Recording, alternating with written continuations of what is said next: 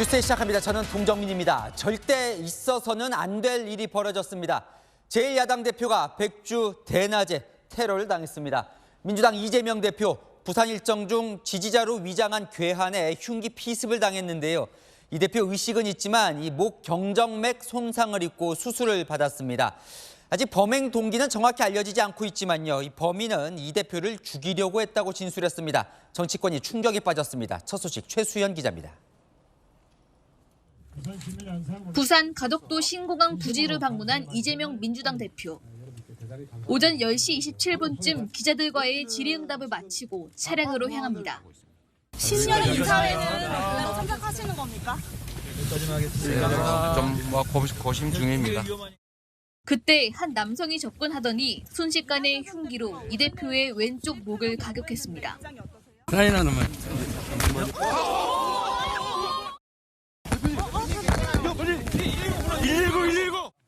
이 대표는 한동안 피를 흘리며 움직이지 못했습니다. 의식은 있었지만 셔츠를 적실 정도로 목 부위 출혈이 많았던 것으로 전해집니다. 구급대 도착 전까지 당직자 등이 지혈에 나섰고 이 대표는 사건 발생 50분쯤 지난 오전 11시 16분쯤 헬기로 부산대 병원으로 이송됐습니다. 이 남성은 내가 이재명이라고 적힌 파란 종이 왕관을 쓰고 지지자로 위장한 채 접근한 것으로 알려졌습니다. 이 대표는 서울대 병원으로 재이송돼 긴급 수술을 받았고 예정됐던 문재인 전 대통령 예방과 내일 윤 대통령 신년회 참석 일정은 전면 취소됐습니다. 수술이 끝났다고 합니다. 그 경과는 앞으로 지켜봐야 할 것 같습니다. 이재명 대표에 대한 정치 테러의 경악을 금치 못하겠습니다. 강력하게 규탄합니다. 이는 민주주의에 대한 중대한 위협이고 도전입니다. 당분간 이 대표의 당무 중단이 불가피한 만큼 민주당은 내일 비상의원총회를 열어 당 운영 상황 등을 논의할 계획입니다. CLA 뉴스 최소입니다. 이재명 대표는 부산에서 헬기로 이송돼 서울대 병원에서 방금 전 수술을 받았습니다. 자, 목 부분을 다쳤는데요. 지금 상태가 어떤지 병원 연결해서 알아보겠습니다. 송진섭 기자, 수술은 잘 끝난 겁니까? 네, 이재명 대표의 수술이 조금 전 끝났습니다. 이 대표는 왼쪽 목 부위에 1.5cm 정도 열상을 입었었는데요. 아직까지는 마취 상태에 있고 경과는 지켜봐야 하는 걸로 알려졌습니다. 이 대표는 부산대병원에서 응급조치를 받은 뒤 소방 헬기를 이용해 서울로 옮겨졌는데요. 이 대표 측이 가족의 간호 등을 이유로 서울 이송을 원했고 병원 측도 이 대표가 서울까지 이동할 체력이 있다고 판단했던 걸로 알려졌습니다. 오후 2시 50분쯤 서울 노들섬 헬기장으로 이송된 이 대표는 이후 서울대병원 앰뷸런스를 타고 서울대병원에 도착했습니다. 이 대표는 수액을 맞으며 들것에 누운 채로 옮겨졌는데요. 병원 도착 당시 맥박이나 호흡, 혈압 등에는 문제가 없었던 것으로 알려졌습니다. 이 대표는 외상외과로 입원해 수술을 받았고요. 이후 외과계 중환자실에서 수술 경과를 지켜볼 걸로 보입니다. 이 대표가 서울대병원으로 이송될 거라는 소식이 알려진 뒤로 이곳에는 많은 지지자들이 모여들고 있는데요. 이 대표가 응급의료센터로 들어갈 땐 이 대표를 향해 응원 구호를 외치기도 했습니다. 서울대병원 측은 추후 브리핑을 열고 수술 경과를 발표할 예정입니다. 지금까지 서울대병원에서 채널A 뉴스 송진섭입니다. 파란 왕관을 쓰고 지지자인 척 다가와 이재명 대표를 공격한 이 범인은 현재 부산경찰청 특별수사본부에서 조사를 받고 있습니다. 경찰은 살인미수 혐의를 적용할 예정인데요. 경찰서 그 현장에 취재기자 나가 있습니다. 홍진우 기자, 이 범인에 대한 좀 수사 속보 전해주시죠. 네, 이재명 대표에게 흉기를 휘두른 피의자는 60대 김모 씨입니다. 현재 부산경찰청에서 강도 높은 조사를 받고 있는데요. 검거 직후엔 이름을 답하지 않을 정도로 묵비권을 행사했지만 시간이 지나면서 조금씩 진술을 하고 있는 것으로 전해졌습니다. 앞서 김 씨는 오후 5시를 조금 넘어 부산경찰청으로 이송됐는데요. 기자들 질문엔 아무 말도 하지 않았습니다. 이재명 대표 왜 공격했습니까? 범행은 언제부터 계획하셨는지 말씀해 주시겠어요? 김 씨는 충남 아산에서 공인중개사 사무실을 운영하는 것으로 파악됐습니다. 지난달 13일 이재명 대표의 부산 일정과 어제 봉하마을 방문 때도 따라다닌 것으로 파악됐는데요. 지지자인 척 이 대표에게 접근한 뒤 흉기를 휘두른 것으로 드러났습니다. 피의자가 사인해달라고 외치며 다가간 뒤 흉기로 이재명 대표의 좌측 목 부위를 찔러 가해한 것입니다. 김 씨는 경찰 조사에서 이 대표를 죽이려 했다고 진술한 것으로 파악됐습니다. 흉기는 지난해 인터넷을 통해 구입한 것으로 조사됐습니다. 경찰은 김 씨에게 살인 미수 혐의를 적용할 방침입니다. 이와 함께 범행 동기와 배후 유무 등을 신속히 수사하기 위해 69명으로 구성된 수사본부를 차렸습니다. 조사를 마치는 대로 구속영장을 신청할 방침입니다. 검찰도 부산지검에 특별수사팀을 구성했는데요. 사안의 중대성을 고려해 경찰과 협력을 통해 철저히 진상을 규명하고 관련자를 엄정 처리하겠다고 밝혔습니다. 지금까지 부산경찰청에서 채널A 뉴스 홍진우입니다.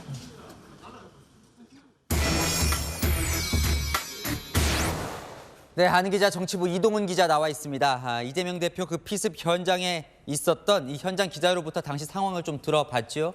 네, 이재명 대표는 오늘 오전 부산 가덕도 신공항 부지를 찾았는데요. 엑스포 유치 실패 이후 불안한 부산 민심을 잡기 위한 행보입니다. 오전 10시 30분쯤 이 대표가 일정을 마치고 보시는 것처럼 기자들에게 둘러싸여 질문을 받으면서 현장을 떠나기 위해 주차된 차 쪽으로 걸어가고 있었습니다. 그런데 파란 왕관을 쓴 피의자가 웃으면서 사인해달라고 외치며 기자들 사이로 들어오더니 갑자기 흉기로 이 대표의 왼쪽 목 부분을 찔렀습니다. 정말 순식간의 일이었다고 합니다. 이 대표 1.5cm 정도의 열상을 입었는데요. 셔츠가 젖을 정도로 피를 흘렸습니다. 당직자와 경찰이 현장에서 피의자를 검거했고요. 이 대표는 누워서 구급차를 기다리는 동안 휴지와 손수건으로 지혈을 받았는데요. 가덕도 내에 구급차가 없어서 21km 떨어진 곳에서 구급차가 오느라 시간이 23분 정도 걸렸습니다. 구급차로 이송된 뒤 인근 한 축구장에서 소방 헬기로 부산대 병원에 이송됐고요. 오후 1시쯤 헬기를 타고 서울로 출발했고 서울 노들섬에서 내려 앰뷸런스를 타고 오후 3시 20분쯤 서울대병원에 도착했습니다. 수술은 오후 3시 50분쯤 시작한 것으로 알려집니다. 방금 전 이제 수술이 끝났다는 소식 전해드렸는데 현재 이 건강 상태를 좀 소개해 주시죠. 네, 수술은 끝났는데요. 서울대병원 관계자는 처음 병원에 왔을 때 바이탈 사인에 문제가 있지 않았고 정맥 손상 정도로 추정된다고 했습니다. 권칠승 민주당 수석 대변인은 의료진이 경정맥 손상이 의심된다면서 대량 출혈이나 추가 출혈이 우려되는 상황이라고 밝혔는데요. 목 깊은 곳에 경동맥이, 목 바깥쪽에 경정맥이 있는데요. 한 당직자는 경동맥이 아니어서 그나마 다행이었다고 했습니다. 하지만 민주당 관계자는 채널A에 1.5cm 열상이라 경상인 줄 알았는데 흉기에 의한 주변 조직 추가 손상 우려가 있다며 생각보다 출혈이 상당했고 회복 후 퇴원, 복귀하는데 한 달 이상 걸릴 수 있다고 말했습니다. 자, 이 범인이 도대체 누구인지 이제 중요할 것도 같은데 지난달에도 뭐 이재명 대표 주변에서 보였다 이런 말도 있던데요. 57년생 남성 김모 씨인데요. 피습 당시에 내가 이재명이라고 적힌 파란 왕관을 쓰고 있어서 이 대표 지지자로 추정됐지만 확인된 건 아닙니다. 경찰 관계자는 살해 의도가 있었다고 진술했다며 동기는 더 확인해봐야 한다고 말했습니다. 피의자가 사용한 흉기는 인터넷으로 구입했다고 진술한 것으로 알려집니다. 피의자는 20일 전쯤인 지난달 13일 이재명 대표가 부산에 내려왔을 때도 나타났던 것으로 추정됩니다. 당시 이 대표가 전세 사기 피해자들 간담회를 가졌는데요. 당시에도 지지자인 척하며 이 대표의 동선을 따라다녔지만 인파에 가로막혀 직접 접촉하지는 못한 것으로 보입니다. 경찰은 계획 범죄로 보고 있는데요. 홈페이지에 공지된 일정을 사전에 파악한 뒤 범행을 준비했다고요. 경찰은 상해를 넘어 살인 미수 혐의를 적용하고 구속영장을 신청할 거고요. 피의자가 특정 정당 당원인지도 확인하고 있습니다. 자, 현장에 경찰도 있었던 것 같은데 막지 못했나 보죠. 네, 만약을 대비해서 현장에 경찰 41명이나 있었지만 피습을 막지는 못했는데요. 경찰 관계자는 공식 선거운동 기간이 아니라 정당 대표는 신변 보호팀 운용 대상이 아니다라고 했습니다. 경찰은 이번 사고를 계기로 보완책을 찾겠다는데요. 당장 경찰은 한동훈 국민의힘 비상대책위원장의 신변 강화에 나섰습니다. 한 위원장 오늘 대구를 방문했는데 경호에 경찰 240여 명이 투입됐습니다. 네, 아는 기자 이동훈 기자였습니다. 네, 이재명 대표 피습 소식에 여야는 물론 대통령실도 한 목소리를 냈습니다. 어떠한 경우에도 폭력은 용납될 수 없다라며 엄정한 수사를 촉구했습니다. 국회에선 여야 원내협의체 회의가 연기됐습니다. 유승진 기자입니다. 윤석열 대통령은 이재명 대표 피습 소식이 전해진 직후 신속한 진상 파악과 치료 지원을 지시했습니다. 아울러 대통령은 우리 사회가 어떠한 경우에라도 이러한 폭력 행위를 용납해서는 안 될 것이라고 강조했습니다. 한덕수 국무총리도 국무회의를 주재하며 이 대표의 쾌유를 빌었습니다. 정치인에 대한 물리적 공격은 민주주의의 근간을 흔들 수 있는 심각한 범죄 행위입니다. 이재명 대표께서 빠른 시일 내에 건강을 회복하시기를 빕니다. 여야는 한 목소리로 이 대표를 향한 테러 공격을 규탄했습니다. 대한민국 사회에서 절대로 있어서는 안 되는 일이 벌어진 것이고요. 우리 국민의힘 당원과 저는 더불어민주당의 이재명 대표님의 빠른 회복을 진심으로 기원합니다. 정치 진영을 떠나 민주주의를 위협하는 극단적인 폭력은 용납할 수 없습니다. 철저하게 단죄해야 합니다. 신당 창당을 시사하며 이 대표와 각을 세운 이낙연 전 민주당 대표도 충격과 분노를 억누를 수 없다며 이 대표의 쾌유를 빌었습니다. 이 대표 피습 소식이 알려지면서 여야 원내 지도부 2+2 협의체 회동이 미뤄지는 등 국회 주요 일정도 멈춰섰습니다. 채널A 뉴스 유승지입니다. 네, 한동훈 국민의힘 비상대책위원장이 오늘부터 전국 일정을 시작하면서 대전과 대구를 방문했습니다. 당에 필요한 헌신을 요구하겠다고 했습니다. 이재명 대표 피습 이후 일정을 축소했습니다. 이현재 기자입니다. 새해를 맞아 전국 15당 순회에 나선 한동훈 국민의힘 비상대책위원장이 첫날 대구를 찾았습니다. 당원들을 만난 자리에서 대구와의 인연을 강조했습니다. 지난해 11월 법무부 장관으로 대구를 찾았을 때 정치 참여를 결심했다고 했습니다. 대구는 저의 정치적 출생지 같은 곳입니다. 3시간 동안 기차를 못 타면서 동대구역에서 길게 줄을 서신 대구 시민들과 저는 대화했습니다. 동료 시민이자 생활인들의 현재와 미래를 위해서 나서야겠다고 그 자리에서 결심했습니다. 보수의 본산인 대구 경북 지역에 전폭적인 지지도 당부했습니다.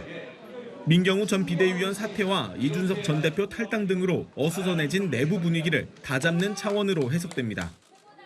우리 당과 자유민주주의를 지키려는 사람들이 정말 어려울 때 끝까지 우리를 지켜준 우리의 기둥입니다. 대구 경북이 원하는 것을 저희는 정교한 정책으로 박력 있게 구현할 겁니다. 앞서 오전에는 대전을 찾아 대규모 인적 쇄신을 예고했습니다. 정계에 데뷔하자마자 은퇴 선언을 했다고 불출마 의사를 재차 밝히며 이기기 위해 사심 없이 결정할 것이라고 했습니다. 저는 4월 10일 이후의 제 인생은 생각하지 않습니다. 저는 헌신하겠습니다. 그리고 우리 당의 이런 자산과 보배들에게 필요한 헌신을 요구하겠습니다. 한 위원장은 이재명 민주당 대표 피습 이후 저녁에 예정됐던 대구 경북 신년 교례회 참석을 취소했습니다. 한 위원장은 모레 광주를 찾습니다. 채널A 뉴스 이현재입니다. 더불어민주당 내 탈당 신당 움직임은 일시 중지 상태입니다. 민주당 비주류 원칙과 상식 의원들과 이낙연 전 대표, 거치 결단 발표 시점을 늦추기로 했습니다. 배두헌 기자입니다.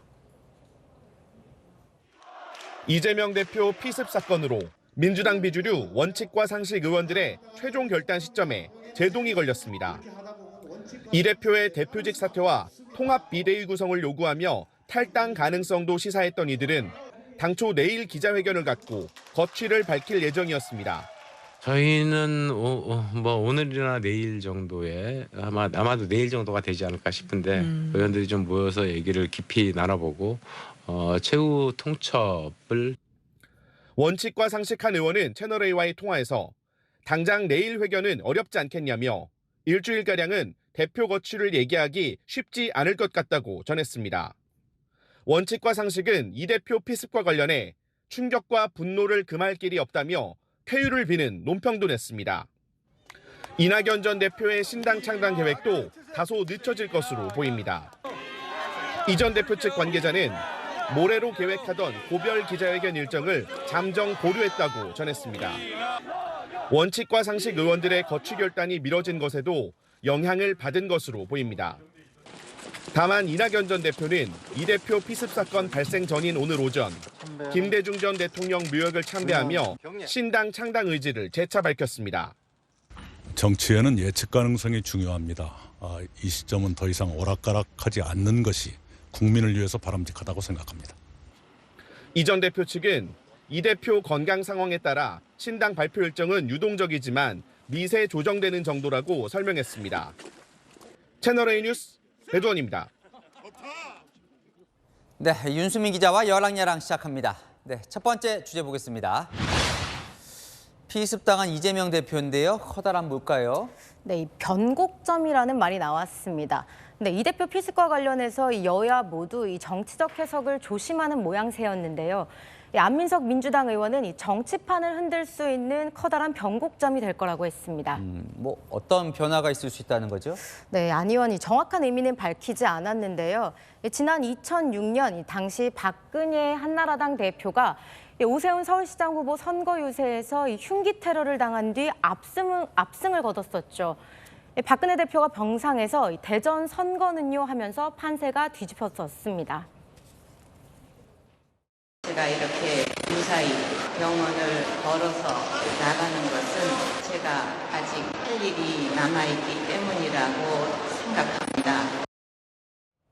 네, 안 의원의 말, 이런 지지층 결집을 의미하는 걸로 보입니다.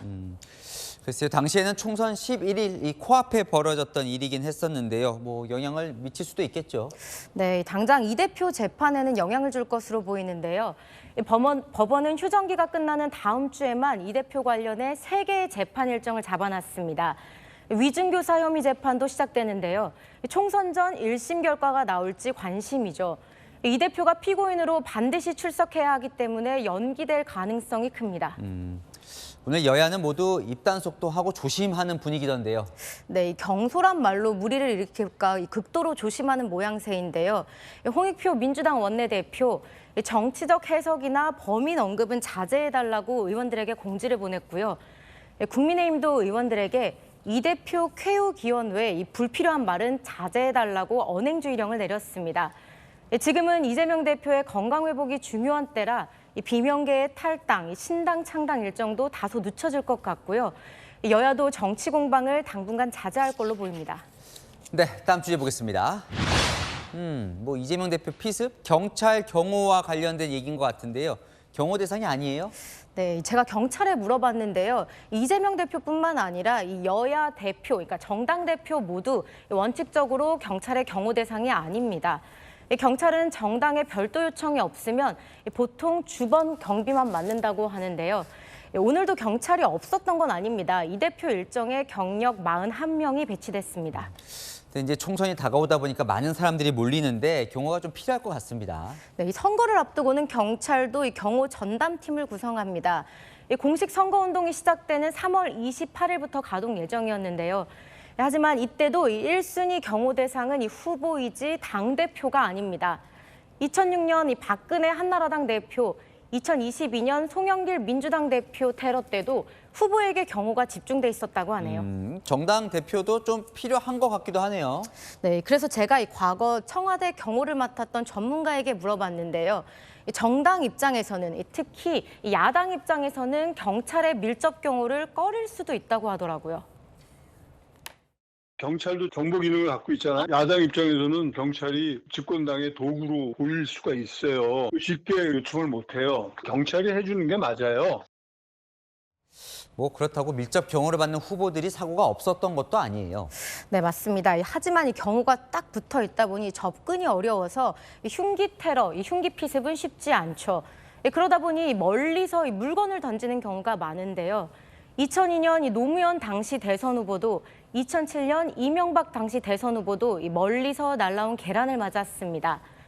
피습 이후 윤희근 경찰청장은 주요 인사에 대한 신변 보호를 강화하겠다고 밝혔는데요. 의도와 목적이 무엇이든 이 폭력 절대로 정당화될 수 없습니다. 네, 지금까지 여랑야랑이었습니다. 다음 소식입니다. 새해 첫날 일본 이시카와 현을 강타한 강진 소식으로 이어가겠습니다. 9층 건물을 쓰러뜨릴 정도였죠. 규모 7.6 강진으로 사상자가 속출하고 있습니다. 오늘 그 현장에 도착한 김민지 특파원 보도합니다. 곳곳에는 집들이 처참하게 무너져 당시 강진의 위력을 실감할 수 있었습니다. 쓰나미 경보는 오늘 낮 모두 해제됐지만 강진이 지나간 이후 어젯밤 사이 150차례의 여진이 이어져 안심하긴 이른 상황입니다.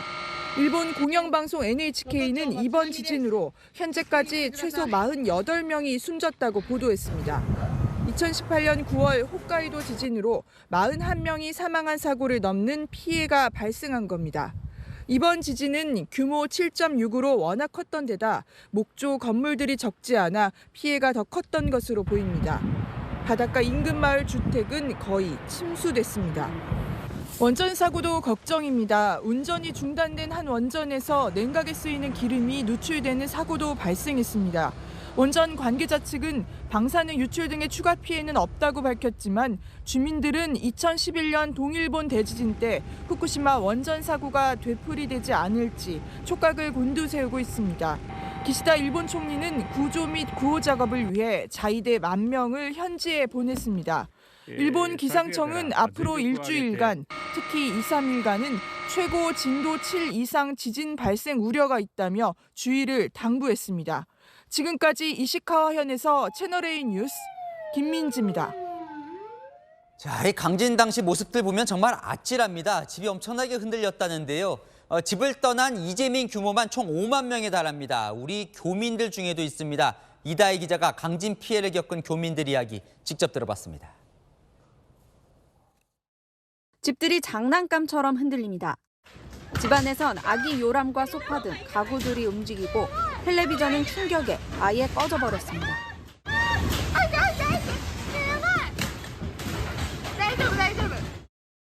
집이나 건물 등 화재도 잇따랐습니다. 새해 첫날부터 규모 7.6의 강진 피해를 입은 이시카와현 주민들. 1,200여 명의 우리 교민들은 난생 처음 겪는 지진 공포에 뜬 눈으로 밤을 지새야 했습니다. 30년 만에 피난한 건 처음입니다. 그동안에 아까 말씀드린 한 3 정도는 뭐 그냥 흔들리다 말겠지 하고 그 상태였는데 이번에는 되게 아니더라고요. 밤새 계속되는 여진에 대비해 재난 가방도 미리 준비했습니다.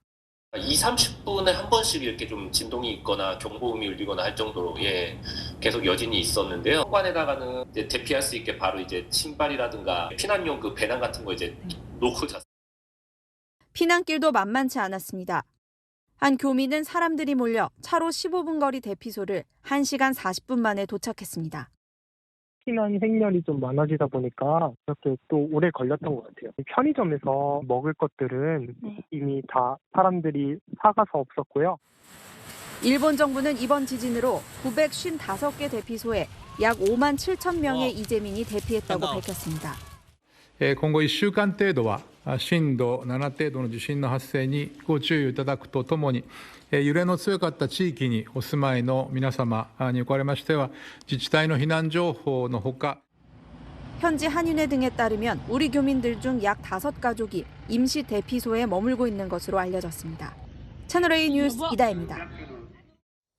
자, 조금 전 일본 도쿄 하네다 공항 활주로에서 항공기 충돌로 보이는 화재가 발생했습니다.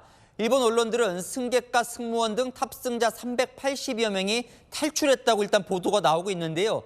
자, 김태림 기자, 한국인 탑승객은 없는지 여러분도 걱정이 되는데 상황 전해주시겠습니까? 네, 일본 도쿄 하네다 공항 활주로에서 화재가 발생한 시각은 오늘 오후 5시 55분쯤입니다. NHK와 후지TV 등 일본 언론들은 공항 활주로에 착륙하던 일본 항공 소속 여객기가 해상보안청 소속 기체와 충돌한 것으로 보인다고 밝혔습니다. 이 사고로 일본 항공 소속 여객기와 공항 활주로에 큰 화재가 발생했습니다. 일본 언론들은 일본 국토교통성 관계자를 인용해 여객기에 탑승했던 승객 367명과 승무원 등 약 380명이 전원 탈출했다고 보도했습니다. 그러나 해상보안청 항공기에서는 1명이 탈출했고 나머지 5명의 안부는 아직 알려지지 않았습니다. 일본 항공 측에 따르면 해당 여객기는 홋카이도 삿포로 신치토세 공항에서 출발해 도쿄 하네다 공항 1터미널에 도착할 예정이었습니다. 일본 언론들은 공항에 설치된 카메라 영상에서 활주로를 달리던 비행기에서 갑자기 붉은 불꽃이 피어올랐다고 보도했습니다. 일본 해상보안청 등은 정확한 화재 원인 등을 조사 중입니다. 우리 외교부는 한국인 탑승 여부를 확인 중입니다. 지금까지 외교안보국제부에서 전해드렸습니다. LPG 가스 충전소에서 폭발과 함께 큰 불이 났습니다. 폭발 위력에 반경 300m 안에 있는 건물 외벽이 산산조각 나고 주택엔 잿더미만 남았습니다. 강경모 기자가 현장 취재했습니다. 어둠이 내려앉은 도로. 붉은 섬광과 함께 굉음이 터져 나오더니 순식간에 차량과 주변 시설이 시뻘건 화염에 휩싸입니다. 어떡해! 폭발은 계속 이어지고 뿌연 연기가 하늘로 솟구칩니다. 결국은 터지네. 강원 평창군의 LPG 가스 충전소에서 불이 난 건 어젯밤 9시쯤. 앞서 20분 전쯤에는 이 충전소에서 가스가 새고 있다는 신고가 119에 접수됐고 얼마 안 돼 거대한 폭발과 함께 불이 시작됐습니다. 냄새 났죠. 가스 냄새가 우리 집 지역도 아주 진동하더라고. 그러니까 뭐 어떤지 대피하라고 막 이제 연락이 하니까 속도로 주위를 다 내뺐지. 하여튼 천둥치는 소리가 났어요. 한 3번인가 터지더라고. 그 맨홀 뚜껑이 다 튀어올라오더라니. 소방은 대응 1단계를 발령해 진화 작업을 벌였고 3시간이 지나서야 불을 껐습니다. 30대와 60대 남성은 전신 화상을 입었고 우즈베키스탄 국적 2명과 50대 남성도 다쳐 병원으로 이송됐습니다. 폭발 위력의 반경 300m 안에 있는 건물 14채와 차량 10대도 피해를 입었습니다. 사고가 난 가스 충전소 맞은편 모텔 외벽은 산산조각이나 떨어졌고 주택은 모두 타 검은 잿더미만 남았습니다. 지금 뭐 가슴도 아프고 참 막막하기는 하죠. 안에 폐물도 엄청난데 어마어마해요. 지금 근데 못 찾았어요. 이 가스 충전소는 30년 전 이 마을에 들어섰는데 지난해 가스안전공사 안전점검에선 별 문제가 없는 것으로 파악됐습니다. 경찰은 충전소 내 저장 탱크에서 탱크로리로 LP가스를 옮기는 과정에서 가스가 누출돼 사고가 난 것으로 보고 충전소 관계자들을 상대로 안전수칙 준수 여부를 조사 중입니다. 채널A 뉴스 강경모입니다. 초등학생과 중학생이 무면허 운전을 하면서 SNS로 생중계까지 했습니다. 시속 100km가 넘는 위험한 질주는 생중계를 본 시청자가 경찰에 신고한 뒤에야 멈췄습니다. 조현진 기자입니다. 깜깜한 밤 인천 시내 한 도로. 승용차 한 대가 빠른 속도로 달립니다. 운전자와 동승자는 신이 난 듯 연신 노래를 흥얼거립니다. 운전자가 흥에 겨운 듯 속도를 높이자 동승자가 욕설을 내뱉습니다.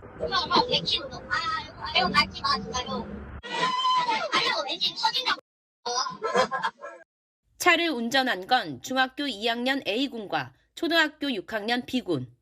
이들은 평소 알고 지내던 사이로 어젯밤 10시쯤 B군이 아버지의 차를 몰래 끌고 나오자 둘이 번갈아가며 12km 넘게 도심을 질주했습니다. 달리는 모습을 SNS로 생중계하기도 했습니다. 옆에 세운다. 차 없으니까. 생중계를 지켜본 시청자가 경찰에 신고했고 경찰은 오늘 새벽 이들을 붙잡았습니다. 다른 교통사고 등 2차 피해가 나지 않은 게 천만다행이었습니다. 경찰은 무면허 운전 혐의로 중학생 A군을 불구속 입건했습니다. 다만 초등학생 B군은 만 14세 미만 촉법소년이어서 입건되지 않았습니다. 경찰은 이들이 무면허 운전을 하면서 신호위반이나 과속 등 교통법규 위반 가능성이 있다고 보고 차량 블랙박스와 주변 CCTV 영상을 분석 중입니다. 또 이들이 이전에도 무면허 운전을 한 사례가 있는지도 확인하고 있습니다. 무면허 혐의가 인정되면 징역 1년 이하, 벌금 300만 원 이하 처벌을 받습니다. 채널A 뉴스 조현진입니다. 길을 가던 사람이 차량의 문을 두드립니다. 운전자가 문을 열자 갑자기 흉기를 휘두릅니다. 이 남성 미국 국적으로 이 피해자와는 일면식도 없었습니다. 장우림 기자가 취재했습니다. 흰 모자를 쓴 남성이 한 손에 술병을 든 채 비틀거리며 골목으로 들어섭니다. 몸을 제대로 가누지 못하는데도 연거푸 술을 들이키더니 그대로 도로에 눕습니다. 얼마 뒤 다시 일어나더니 모자를 거리에 벗어던지고 술병을 휘젓는 등 난폭한 모습도 보입니다. 경찰에 칼에 찔려 부상을 입었다는 신고가 접수된 것은 새해 첫날인 어제 오후 7시 20분쯤. CCTV를 보니까 경찰들 왔어. 5명인가? 5명인가 문에 와 있는 거야. 네, 왔다 갔다 하더라고 이렇게. 가해자는 골목길에 서 있던 승용차 문을 똑똑 두드렸고 운전자가 차 문을 열자 흉기로 그대로 찔렀습니다. 피해자는 손과 팔을 심하게 다쳐 인근 병원으로 이송됐습니다. 가해 남성과는 일면식도 없었던 사이였습니다. 인근을 수색하던 경찰은 가해자를 1시간여 만에 숙소에서 검거했습니다. 경찰 조사 결과 남성은 미국 국적의 재미교포로 일정한 주거지 없이 외국인 전용 쉐어하우스에 머물러 온 것으로 확인됐습니다. 검거 당시 남성은 인사불성 상태로 횡설수설했는데 경찰은 음주뿐 아니라 마약 검사도 진행하는 등 범행 동기 조사에 나섭니다. 채널A 뉴스 장호림입니다. 고속도로 연쇄 추돌 사고로 초등학생 1명이 숨지고 4명이 다쳤습니다. 주변을 지나던 시민들이 구조에 나섰는데요. 경찰은 졸음운전 탓에 사고가 난 것으로 보고 있습니다. 공국진 기자가 보도합니다.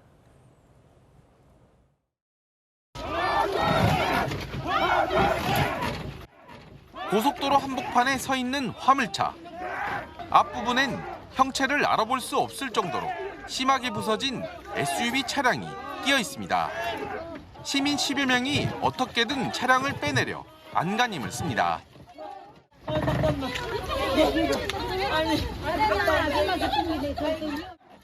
부서진 차량 안에 갇힌 일가족을 구하기 위해 주변에 있던 운전자들이 나선 겁니다.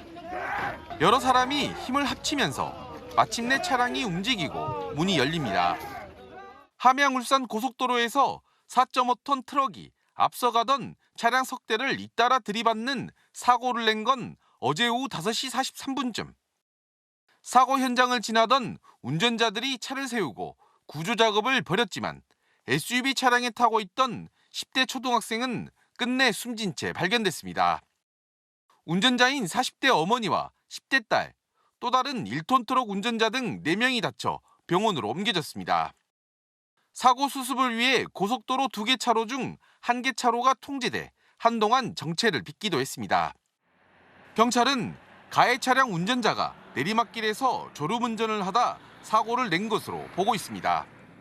차량 전체가 되는데 뒤에서 4.5톤 탑차가 내려오면서 후방 홈이 추돌한 거죠. 졸음운전일 가능성도 있고 한데 경찰은 트럭 운전자를 입건하고 정확한 사고 경위를 조사하고 있습니다.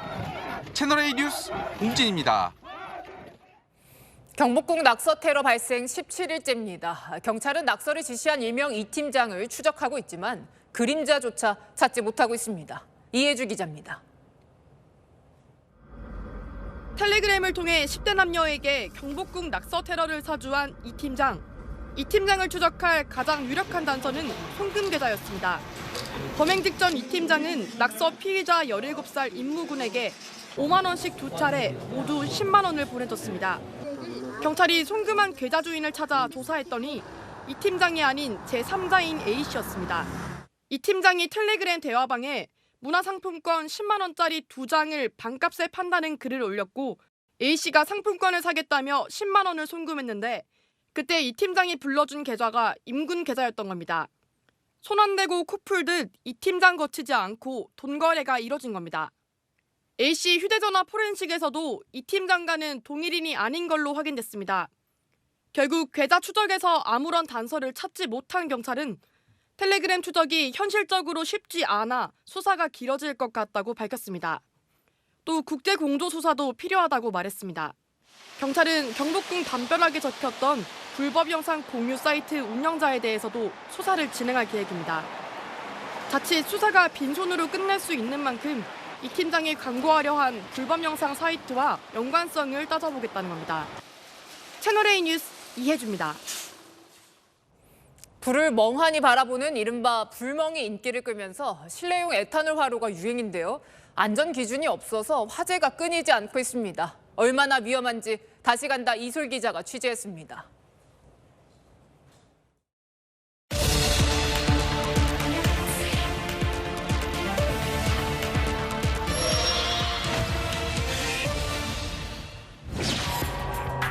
노란색 소파가 녹아내렸고 벽지는 검게 그을렸습니다. 지난해 2월 경기 부천의 아파트에서 불이 나 8명이 다쳤고 77명이 대피했습니다. 원인은 에탄올 화로였습니다.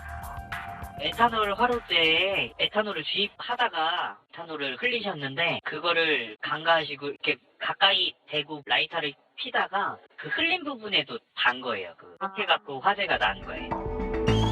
부천의 또 다른 아파트.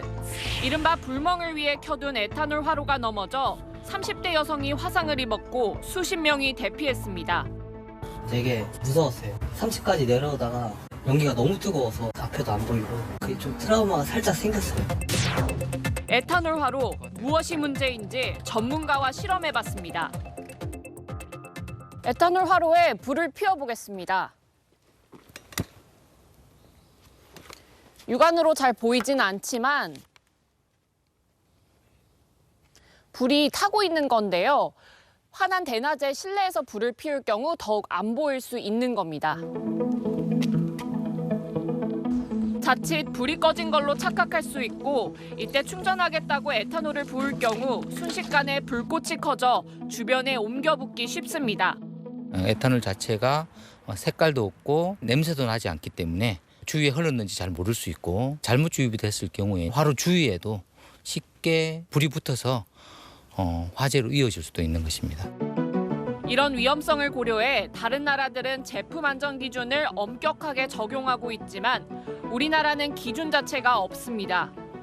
호주의 경우 화로가 넘어져 불나는 걸 방지하기 위해 무게 8kg, 바닥 면적 900제곱센티미터 이상의 제품만 판매하도록 하고 있습니다. 국내 판매 제품 3개를 호주 기준으로 비교해봤더니 무게와 바닥 면적 모두 기준에 한참 못 미치는데 그만큼 잘 쓰러집니다.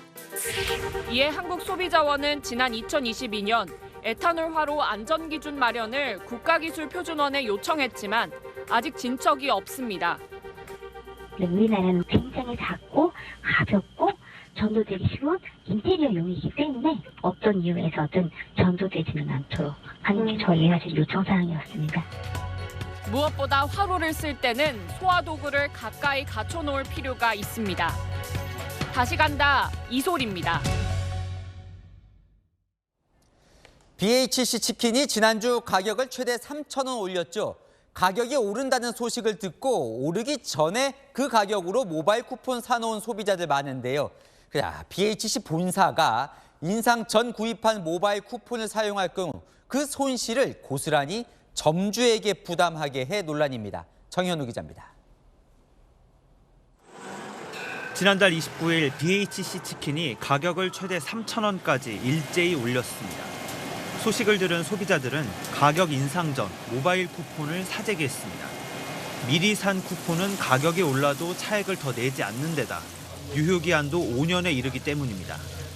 있는 메뉴로 하시면 추가금은 따로 안 붙으시고요. 메뉴가 바뀌면 지금 예상된 걸로 추가금 붙으세요. 문제는 이 차액을 점주들이 부담하고 있다는 겁니다. 대표 메뉴인 뿌링클의 경우 18,000원에서 21,000원으로 3,000원 올랐습니다. 미리 구매한 쿠폰으로 주문하면 소비자는 차액 없이 제품을 받지만 점주는 3,000원 손해를 봅니다.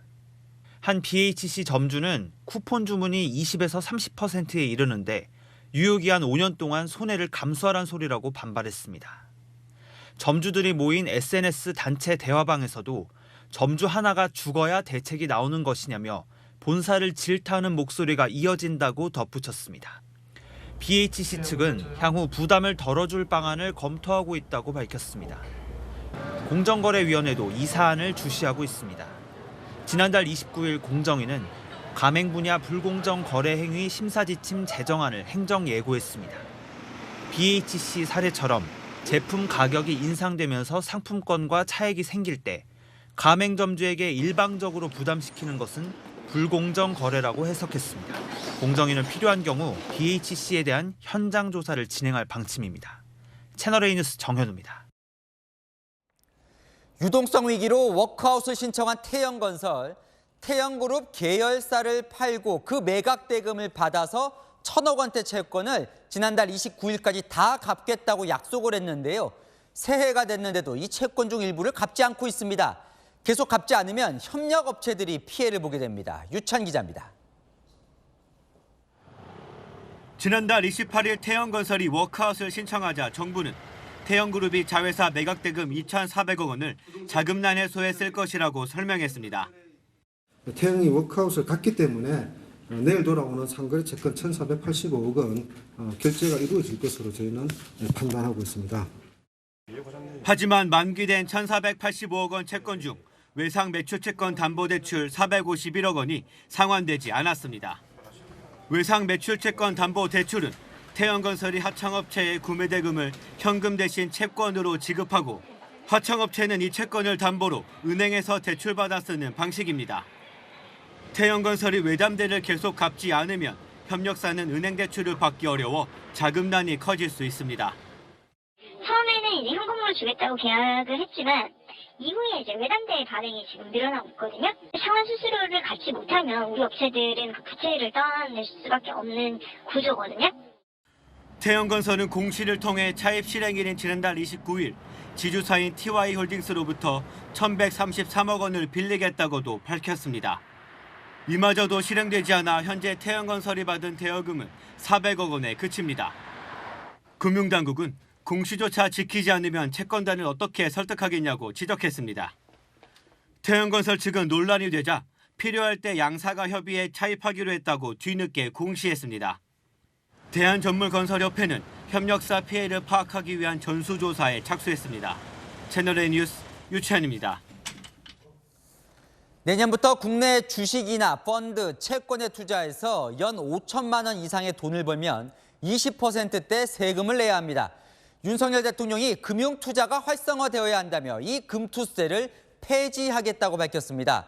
총선 앞두고 개미 투자자 표심 잡기에 나섰다는 해석이 나옵니다. 안건우 기자입니다. 윤석열 대통령이 상승장을 뜻하는 빨간색 넥타이를 메고 증시개장식에 나타났습니다. 현직 대통령으로는 행사에 처음 참석해 금융투자소득세 폐지를 언급했습니다. 구태의연한 부자 감세의 논란을 넘어 내년 도입 예정이었던 금융투자소득세 폐지도 추진하겠습니다. 금투세는 국내 주식이나 채권, 펀드 같은 금융상품에 투자해 5천만 원 이상 수익을 올리면 20%, 3억 원 이상 수익엔 25% 세금을 부과하는 제도입니다. 주식 보유량에 상관없이 수익이 5천만 원 이상이면 똑같이 과세합니다. 개미 증세란 개인 투자자들의 반발과 준비할 시간이 필요하다는 업계 의견에 밀려 지난해에서 내년으로 시행이 미뤄졌습니다. 금투세를 없애면 더 많은 돈이 증시로 몰려 코리아 디스카운트가 해소될 거라고 투자자들은 기대합니다. 부동산 시장이 좋지 않다 보니까 부동산보다 증시가 조금 더 눈길이 가는 상황인데 조금 더 투자할 마음이 생기는 것 같아요. 하지만 여야가 합의한 금투세를 폐지하는 건 총선용이란 지적이 나오는 가운데 야당의 반발로 국회 통과까지는 난항이 예상됩니다. 채널A 뉴스 안건우입니다. 국가공무원 중 가장 월급이 많은 사람 누구일까요? 어찌 보면 당연한데 대통령입니다. 올해 연봉 2억 5천여만 원인데요. 그런데 조만간 대통령보다 월급이 많은 공무원이 나올 것 같습니다. 정부가 민간에서 전문가를 영입할 때 연봉 상한액을 없애기로 했습니다. 김용성 기자입니다. 누리호가 발사되었습니다. 지난해 5월 우주로 날아가는 누리호. 우주항공 등 첨단 분야에서 다른 나라와 경쟁을 위해선 우수한 인재 영입이 무엇보다 중요합니다. 문제는 돈입니다. 지난해 말 과학기술정보통신부는 나로우 개발에 참여했던 대학 교수를 우주협력 전문 임기제 공무원으로 채용했습니다. 그런데 연봉은 9,400만 원 내에서 지급할 수밖에 없었습니다. 공무원 보수 상한 규정 때문인데 민간에서 높은 몸값의 우수 인력을 영입하는 데 큰 걸림돌인 셈입니다. 그동안 10년차 경력 전문가를 4급 과장급 공무원으로 임용할 경우 6천만 원에서 7천만 원 수준의 연봉만 지급할 수 있었습니다. 기존에는 특별 우대를 해도 기준 연봉의 1.5배까지만 지급하도록 제한됐기 때문입니다. 하지만 새해부턴 이 상한선이 폐지돼 앞으로는 수억 원의 연봉을 받는 공무원이 나올 수 있게 됐습니다. 올해 2.5%가 인상된 대통령 연봉은 2억 5,400만 원, 국무총리 1억 9,700만 원, 장관 1억 4,500만 원인데 대통령보다 연봉이 더 높을 수 있는 겁니다. 우주항공 전문가, 국제통상 국제법 전문 변호사, 정보통신 기술 전문가, 의사 등의 영입대에 무제한 연봉이 적용됩니다. 당장 과학기술정보통신부는 앞으로 신설될 우주항공청에 영입할 우수 전문 인력들에게 미국 항공우주국 나사 못지않은 대우를 공약하기도 했습니다.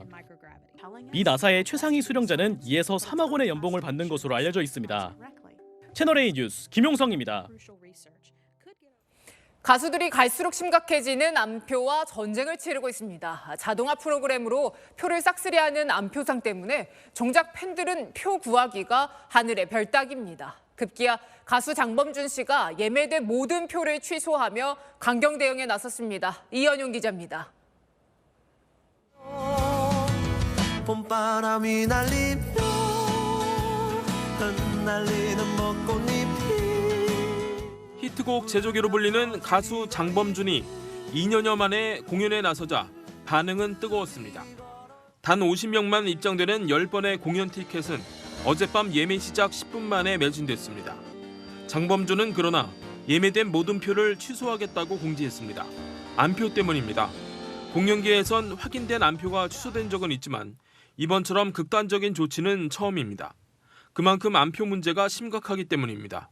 제가 진짜로 보고 싶은 공연도 예매를 하기 힘들어지고 설사 그 표를 구한다고 해도 원가에 비해서 월등하게 가격이 높아지다 보니까 어젯밤부터 중고거래 사이트엔 정상가의 3배 가까운 암표가 등장했습니다.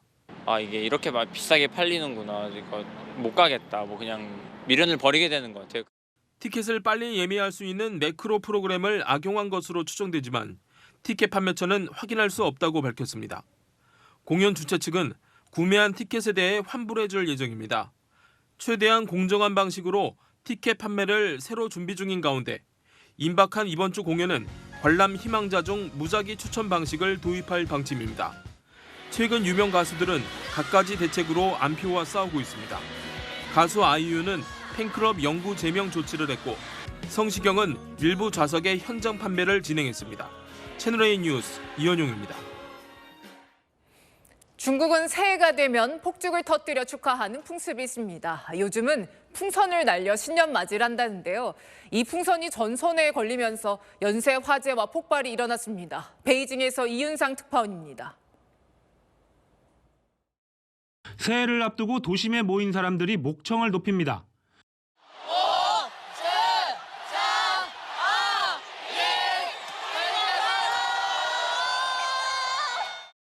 새해를 기념하기 위해 각자 손에 들고 있던 헬륨 풍선을 일제히 하늘로 날리는 사람들. 그런데 잠시 뒤 불꽃이 번쩍이더니 포탄이 터지듯 굉음이 울려 퍼집니다. 연이어 계속되는 폭발에 사람들은 비명을 쏟아내며 황급히 몸을 피합니다.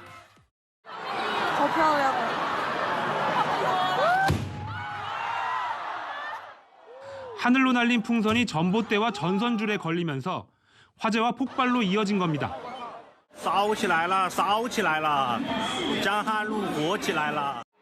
대피 행렬이 뒤섞이면서 현장은 순식간에 아수라장이 됐습니다. 인명피해는 없었지만 풍선에 붙은 불이 전신주로 옮겨붙어 인근 지역이 정전되기도 했습니다. 추가 폭발을 우려한 중국 공안은 현장에서 판매 중인 풍선을 긴급 수거했습니다. 중국에서는 불꽃과 폭음으로 애군을 쫓는 전통 풍습이 있는데 일부 지방정부가 화재나 대기오염을 이유로 폭죽 판매를 금지하자 대신 풍선을 날렸다가 사고가 난 겁니다. 다음 달 중국 최대 명절인 춘절을 앞두고 안전사고 관리가 중국 정부의 과제로 떠올랐습니다. 베이징에서 채널A 뉴스 이윤상입니다. 미국 사회를 충격에 빠뜨렸던 억만장자 앱스타인의 미성년자 성착취 사건. 재판 문건에 등장하는 유력 인사들의 실명이 이르면 내일 공개될 것으로 보입니다. 빌 클린턴 전 대통령의 이름도 포함됐다는 보도가 나왔습니다. 워싱턴에서 최주현 특파원입니다. 2020년 한 언론사가 공개한 사진입니다. 과거 빌 클린턴 전 미국 대통령이 억만장자 앱스타인의 성매매 피해 여성에게 안마를 받는 듯한 장면입니다. 클린턴 전 대통령은 불법 행위는 없었다고 주장했지만 미국 사회는 발칵 뒤집혔습니다. 최근 클린턴 전 대통령의 이름이 또다시 거론됐습니다. 제프리 앱스타인의 성접대 재판 문건 속에서 존 도 36이라는 인물이 등장하는데 이것이 빌 클린턴 전 대통령이라고 ABC 뉴스가 보도한 겁니다. 존 도는 익명을 뜻하는 단어로 ABC 뉴스는 이 문건에서 클린턴 이름이 50번 이상 언급됐다고 전했습니다. 다만 일부 명단은 증인 소환이나 기록 검색을 위해 포함된 경우도 있다며 성범죄에 대한 구체적 정황이나 직접 연관성까지는 거론하지 않았습니다. 앱스타인은 섬으로 유력 인사들을 초청해 10대와의 성매매를 주선한 혐의로 수감됐다가 2019년 스스로 목숨을 끊은 인물입니다. 최근 뉴욕 연방법원은 익명 처리했던 이 사건 연루자 150명 이상의 신원을 공개하라고 명령했습니다.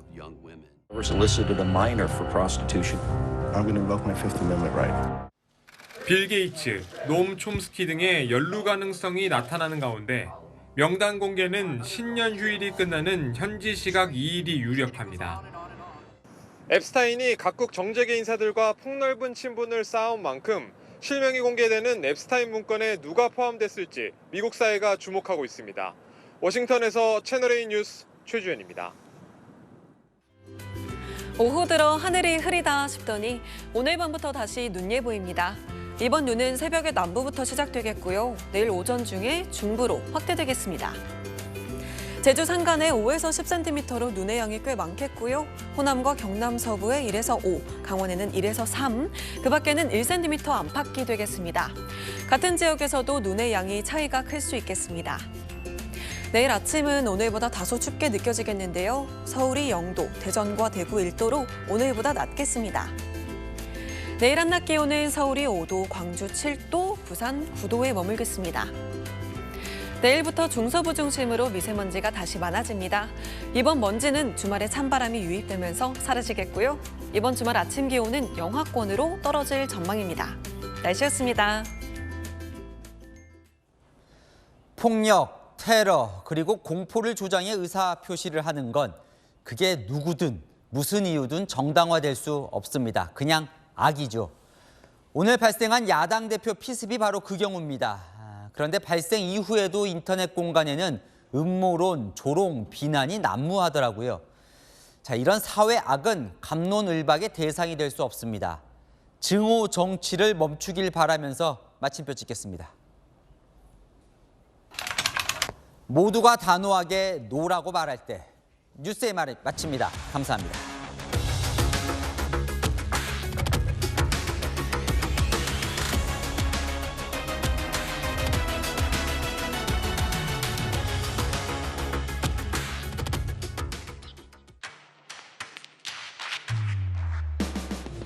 당신의 아침을 여는 보이는 라디오 정치 시그널.